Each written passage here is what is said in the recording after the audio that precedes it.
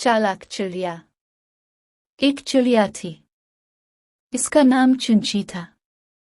एक दिन की बात है कि चुंची चिड़िया गाय के पास बैठी थी और वो दाने चुग चुग कर खा रही थी।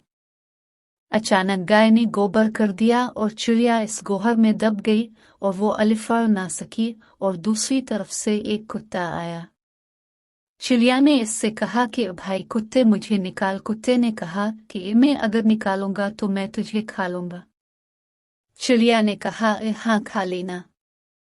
कुत्ते ने चिड़िया को गोबर से बाहर निकाला। अब चिड़िया ने कहा मुझे धो तो ले। कुत्ता चिड़िया को नल पर ले गया। वो चिड़िया को धोकर उसे खाने लगा। चिड़िया ने कहा मुझे सिखा तो ले, फिर खा लेना। कुत्ते ने चिड़िया को धूप में रख दिया। थोड़ी देर में चिड़िया के पर सूख गए और वो फिर से उड़ गई।